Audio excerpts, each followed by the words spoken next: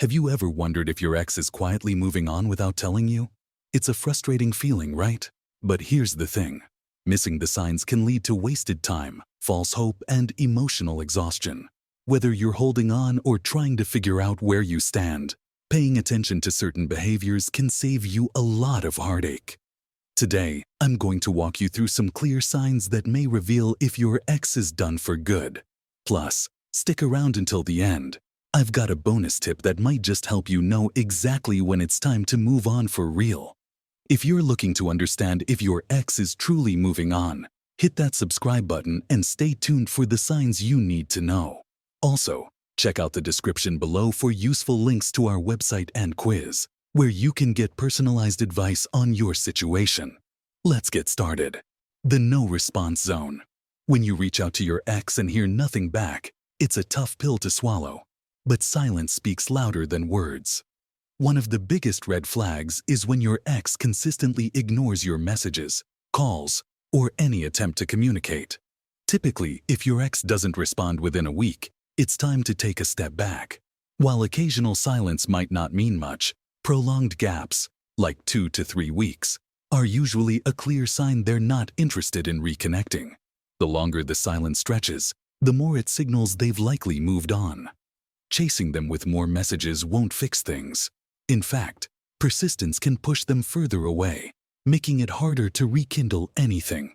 Sometimes, stepping away is the best move to avoid further emotional damage. The one-word response trap. Few things are more frustrating than getting one-word replies from your ex. You put effort into starting a conversation, only to receive a yeah or fine in return. These minimal responses usually mean one thing: emotional distance. Your ex isn't putting in the effort, and they're likely not as invested in reconnecting.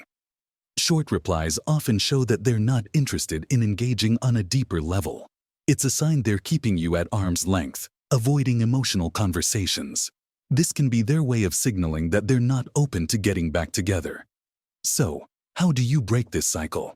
The key is not to push for longer conversations. Instead, give them space. Don't try to force a response.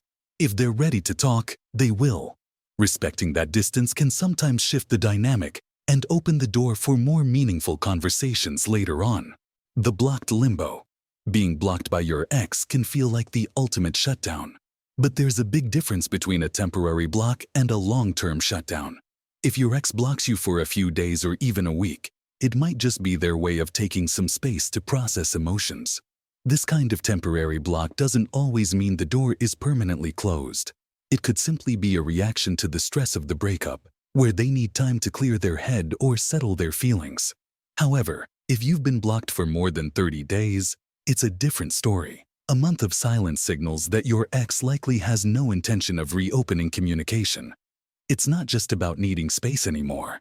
It's a sign they've made a decision to cut ties, at least for now. After 30 days, the odds of reconnection become much slimmer, and they may have already moved on emotionally or started a new chapter without you. So, if you find yourself blocked for over a month, it's time to accept the reality. They're moving on, and it might be the sign you need to start doing the same to protect your own emotional well-being. Friend-zoned forever.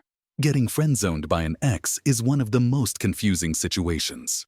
You're talking, maybe even hanging out, but there's no romantic spark.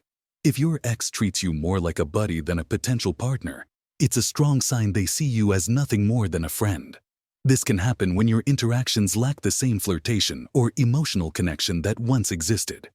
You might notice they're not initiating anything deeper or avoiding conversations about rekindling the relationship.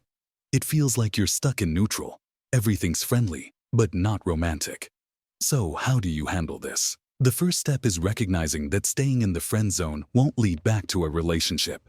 It's better to take a step back, create some distance, and allow both of you to reassess what you really want. Staying friends might only keep you stuck in a place you don't want to be. If this sounds familiar, don't settle for less than what you deserve. Hit the subscribe button and check the links in the description for tips on how to navigate the friend zone and move forward with clarity. If you're feeling stuck in the friend zone, hit that subscribe button for more advice on how to move forward and find what you truly deserve. The friends with benefits dilemma. Falling into a friends with benefits situation with your ex might feel like a way to rekindle the relationship, but it usually does the opposite. It creates a false sense of closeness without any real commitment. You may think that physical intimacy will bring back the emotional connection, but in reality, it often cements the fact that your ex doesn't see the relationship progressing beyond casual encounters. When you agree to a no-strings-attached situation, you're sending the message that you're okay with the current setup. This can make it even harder to transition back to a committed relationship. Your ex gets the benefits of being close without the responsibilities of a relationship, and that's not likely to change. If you find yourself in this situation, the best move is to set boundaries. Stop the physical relationship and make it clear that you're looking for more than just casual interactions. If they're not willing to step up, it's time to consider moving on. The date cancellation cycle. Nothing feels more frustrating than making plans with your ex, only for them to cancel at the last minute, again and again. When this happens, it's not just about their busy schedule or sudden changes. In most cases, it's a sign that they're having second thoughts and backing out at the last moment. While they might be giving you hope by agreeing to plans, their consistent cancellations reveal a deeper uncertainty. These last-minute cancellations often mean your ex is battling with their own internal doubts. They might be enjoying the attention or conversation, but when it comes down to actually spending time together, they hesitate.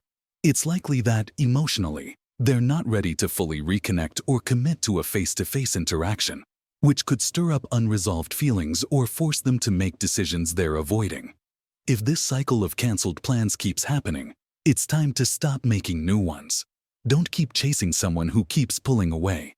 Instead, recognize that their mixed signals are a red flag, and consider whether it's worth continuing to invest your energy in a relationship that may never move forward. If they aren't ready to show up, it might be time for you to step back and focus on your own emotional needs. The rule of 3. Now that we've covered the 6 major signs your ex may not want you back, it's time to introduce what I call the rule of 3. If your ex is showing just one of these signs, don't panic just yet. It's common for people to go through phases after a breakup. But when you start noticing 3 or more of these behaviors, no responses, short replies, blocking, friend zoning, friends with benefits, or constant date cancellations, it's a clear indication that your ex has moved on emotionally. The rule of 3 is your signal to step back and reassess. Don't waste more time hoping for change. Recognize when it's time to stop chasing and start focusing on yourself. For those who stuck around until the end, here's your bonus tip. If you're seeing these signs and they persist for more than a few weeks, it's time to prioritize your own well-being. Moving on isn't easy, but it's the healthiest option when you recognize that your ex isn't coming back. Focus on your personal growth, healing, and what lies ahead for you. The sooner you let go, the sooner you can create space for new and better opportunities in your life. Thank you so much for sticking with me through the entire video. I hope these insights helped you recognize the signs and understand when it might be time to move on. Remember, your time and energy are valuable. Don't waste them on someone who's not willing to meet you halfway. If you found this video helpful, hit that subscribe button and leave a comment sharing your thoughts. Also, check out the description below for useful links to our website and quiz, where you can get personalized advice on your situation. Thanks for watching, and I'll see you in the next one.